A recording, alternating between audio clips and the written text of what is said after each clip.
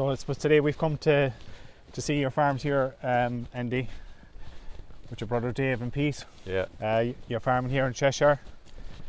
Could you give a bit of a background to where you started and what you're farming today? Yeah, well, we've gone from, I suppose if we just go back to 2009, we were just all either at college or finishing college.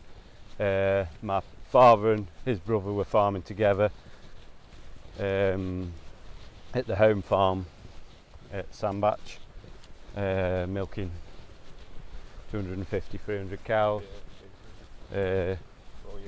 All year round calving, mixed, bit more mixed farming, a few arable crops, beet and stuff like that. And then my uncle was wanting to retire out of the partnership, so Dad pretty much said, "What do you lads want to do?" We'd started trying to graze the cows a bit more before, and then we started going down there was a few block calving farms in the local area, and you were always looking over the hedge or stuff like that, so we'd kind of got the bug, and then in 2009 we started working with a grazing consultant, and then from then on we have first went split block calving on the farm, and then that one's since gone to a 450 cow spring block calving farm. Right. Obviously put more cows on then, so we were looking for a young stock farm, so there was a block of ground, 200 acre farm came available 15 miles away towards Leek, so we went and put a tender in and were successful, and we took that on a 5-year tenancy. We run that for 3 years, just young stock, and then we were just talking with the landlord and said we were looking for another farm to milk on, and he said, "Oh well, I'll give you a longer tenancy if you want to stay here and milk on there." So we started milking there in 2017. New conversion, new parlour. Was it hard to get a contract for that, or a milk contract? At the time it was. We were promised a milk contract and then told to hold off.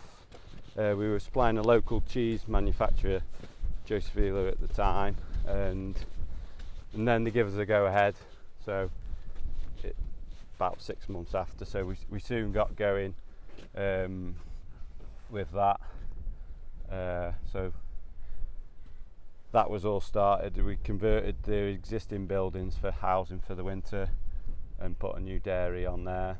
We started with 250 heifers, 250, yeah. something like that, and then we'd already been talking with another milk manufacturer, Arla, and we'd been successful in getting them to take the milk on the 2 farms in 2017, so we become a member of them, and then we've been with them since, and then that farm's grown in size. It's gone from a couple hundred acres what we were there, it's probably towards 600 now. Yeah, 600. Still, it's all tenancy, different landlords, quite a lot of landlords really. 8 different landlords. Yeah, that's a bit of managing. Yeah, quite a few bottles of whiskey at Christmas. Yeah. But yeah, no, it works well. So there's 400 spring calved cows there as well. And so moving on to this farm here, this is a farm you bought then last year? Yeah, we bought this farm last year. And you were looking for a farm, or what was the? Yeah, we 3 brothers, is 3 farms kind of way, is it? Or? Yeah, that's it. We'd been getting itchy feet. We were looking at succession. There was one farm there, we can't all have the same one. It doesn't work if you have all got the same one. So Yeah. For us, we need to spread out and look for more opportunities. So yeah, we travelled all over the country, from southwest Scotland down to South Shropshire, really. Seeing what was about, viewed quite a few, and then this one came up quite locally. Okay. Really, it was currently a dairy farm with modern facilities. Anyway, so it was quite a quick conversion. It just needed grazing infrastructure. So we started milking pretty much straight away, and have done the infrastructure as we started. So there's 350 spring calf cows here now. And some of them you would have bought to Matthew, say? Yeah. Yeah. We'd stocked the farm with surplus cows out of the other herds, plus we'd bought some from the UK through Grasstec, just different grazing herds, a couple of grazing herds in the UK. So this is a flying herd in effect here, is it as such, or you're putting all your cows and calf to beef here as such, is it? Yeah, last year, just to keep things simple, we hadn't done a calving here, so it was more how to sort the facilities out. The aim was we can get enough young stock from the other herds, so we'll just put this one to the beef sires, and it worked really well. So we've carried on with it. We've used it as a clean-up herd, so any cows what fall out of the other tighter blocks come to this one, and any which have animal health, yonies, stuff like that, if they test for that, then they're used here, and just gone to the terminal sire. Yeah. So you're a spring calving system, but you're calving in March, is that right? You're calving slightly later than people might assume for a spring calver. Why is that? We calve beginning of March, just because we find it suits the. This is a clay soil farm, so it suits the ground type. Not having the pressure on as early doors, and it suits management really. We've had a good spring. We've actually fed no silage since we've been out grazing, so it cuts a lot of the workload out. Does it help with the seasonality penalties maybe that Arla have for May, June? Yeah, it'll push that peak back 2-3 weeks. Yeah. So it does just help over the seasonality period as well. So yeah. Yeah, very good. And say in terms of your farmyard then, I suppose like any farmyard, maybe where a farmer sold, maybe needs some investment, and that's something you've in mind as well, is it? Maybe to look at the facilities there? Yeah, obviously, like when you take something on, you're not as attached to it, so we're open to chopping it about. It's probably gone from a 200 cow facilities currently, and we'd be looking to probably double that in the near future. So a lot of them, there'll be investment in a new milking parlour and some accommodation and feed yards, stuff like that. So. Yeah. And so I suppose you've 4 brothers involved in it. 3 brothers may be actively involved in the dairy side, is it? And one of your brothers then is involved in the infrastructure, maybe in development of. Yeah. So in the dairy side, there's myself, Dave, and Pete, and then we've got another brother who does a lot of the infrastructure work with doing the track laying and those construction work in the yard building and stuff like that. Yeah, great. So yeah, no, it works quite well. It's something I would see in a lot of family businesses where brothers can work together. They can really help each other to, I suppose, grow the business overall and get their own farms. You know, when people can get on and. Yeah, well, that's it. We do all get on well, and I suppose we're stronger together rather than if we were separate. You've always got someone you can ask for advice. You know. Yeah.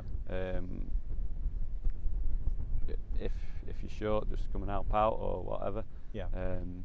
And yeah, you know, we can build something up bigger together. Faster. Faster. Yeah. So you've bought some of the livestock through Grasstec, both from Ireland and the UK. How did you find that process? Yeah, no, it's we keep going back, so we must find it's a good process. We first started coming over to Ireland because we didn't feel the quality of stock in the UK was available at the time. As the exchange rate was, the stock was reasonable money over in Ireland as well, and a good source of genetics. They've been breeding the type of cow we were after for a long time, and there was a lot of surplus of that there. You know, with using the EBI as well, you could see the merit of the cows, so that was used when we were selecting them. We've started sourcing them in the UK, it was just the currency and different reasons like that, and the quality of the stock in the UK that's coming available from grazing genetics is probably not catching bigger. up in Ireland, but it's improved from what it was say 10 years ago. So all the 3 farms are supplying Ireland, is that right? Yeah, that's right. Yeah. I suppose, look, we've been around the UK for the last few days, and anyone that's supplying Ireland seems to be very happy with them. And I think there was a milk price increase last night as well.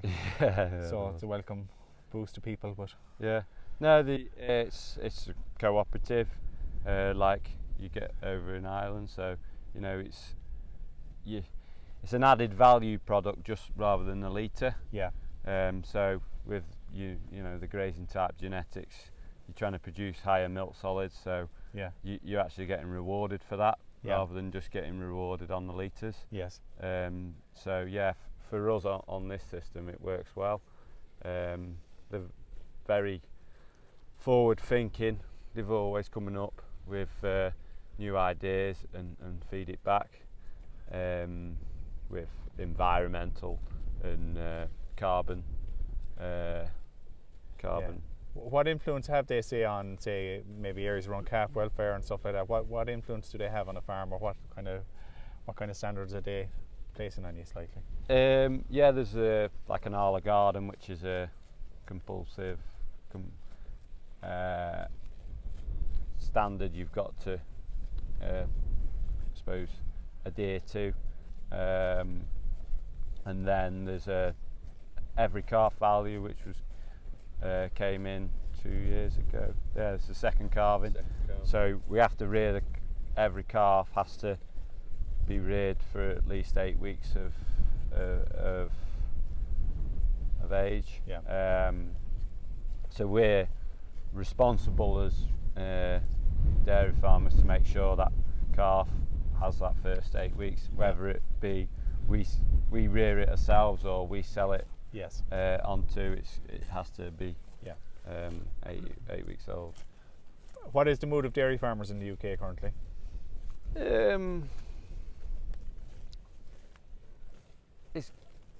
Depends depends who you talk to. There's, I suppose, youth always is a bit more optimistic. Yeah. But it depends a lot on milk suppliers as well, with there being quite a range in the marketplace. So certain milk suppliers, if they've not had increases and stuff like that, feel the world's against them a bit. Yeah.